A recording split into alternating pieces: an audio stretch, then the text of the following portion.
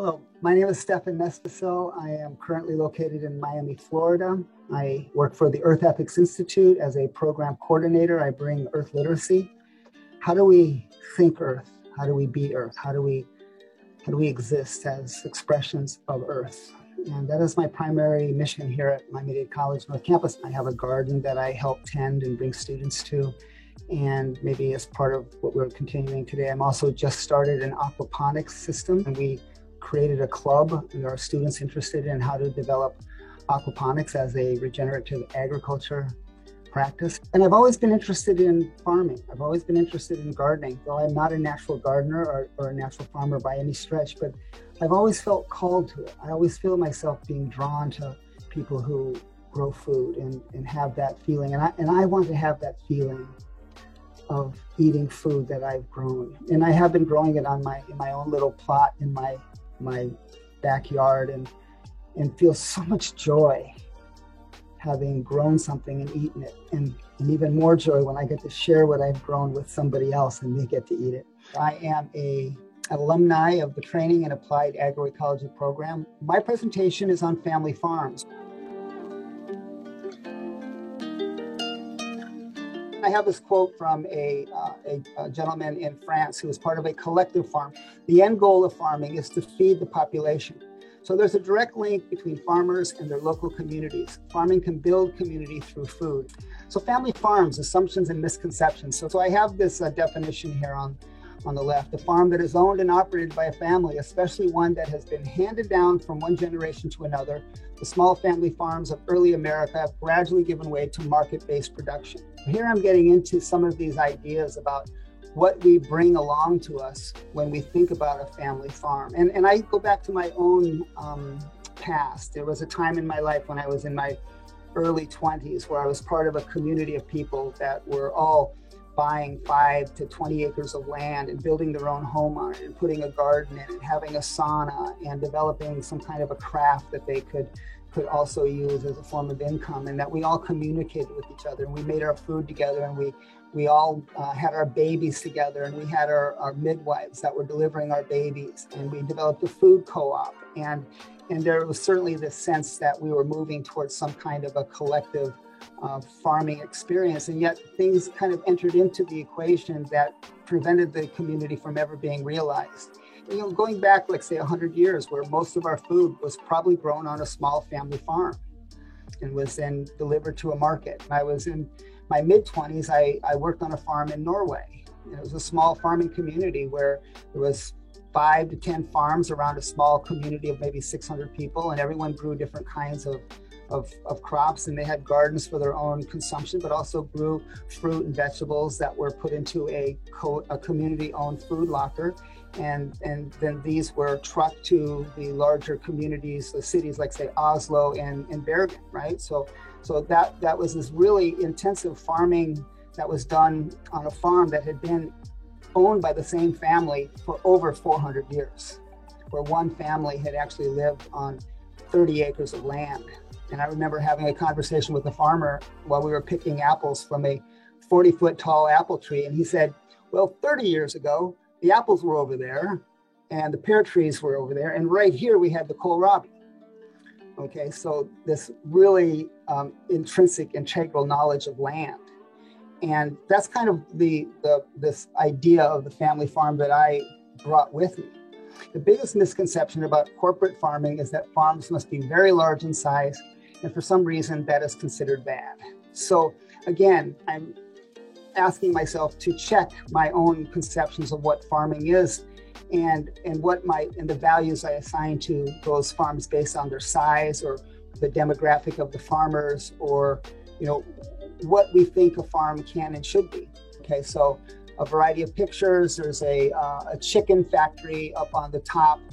Maybe that's owned by a family that has signed some kind of contract with a supplier of chicken parts to some large global food, factory farming system, and yet is owned by a family. The next picture down, the Green Acres, the Manhattan banker and his wife relocating to a farm, and yet this smashing of values from the two different viewpoints into one in this pop culture delivery system. And then pictures of colonialism and the myth of Thanksgiving, the catastrophe of colonialism.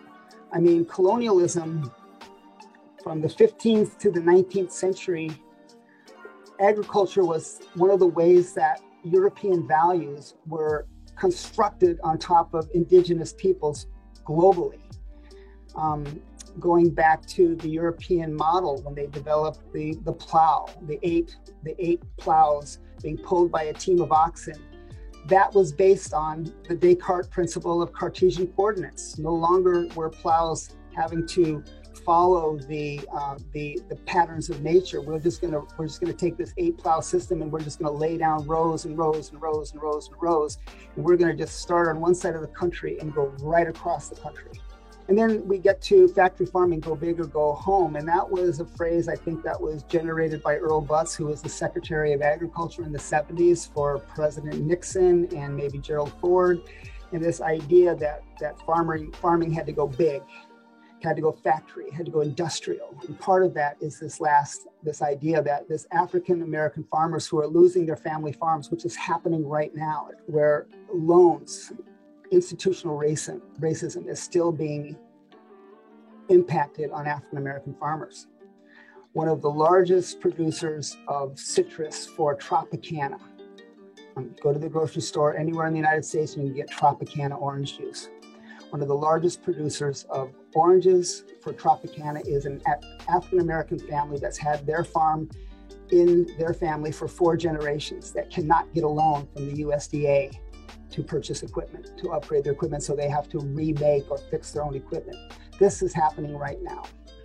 All of this is to say, these are sort of the underlying values that popped up when I was researching this that I think are important to keep in mind. And yet, we're at a place in time in our culture where we have to look at agroecology as a way forward for us. And agroecology, it connects the growers and the consumers in a way that is, I think, very authentic, and it prioritizes a circular economy, a solidarity economy, where we step away from these global food structures, go home or go large or go home, to we are home and we're producing our food where we live, and we develop relationships. And we see this like in community-sponsored agriculture. We see it in farms where you can know the farmer and you can know everything about how their foods are being produced through transparency. There's more equitability in our relationships. So there are a lot of great examples of family farms out there that I have explored. A couple of years ago, we looked at food insecurity here at Miami-Dade College. And so that's when I first started hearing about Soul Fire Farm. There's a video that you can watch on your own. Soul Fire Farm is this wonderful example of an extended family who got some land and that they're growing food, and they have people come and they woof there. They live on the farm and learn how to grow organic vegetables and learn how to be farmers themselves. I remember hearing about Joel Salatin at Polyface Farms. He and his dad got 200 acres of fallow farmland, and they brought it back by becoming grass farmers.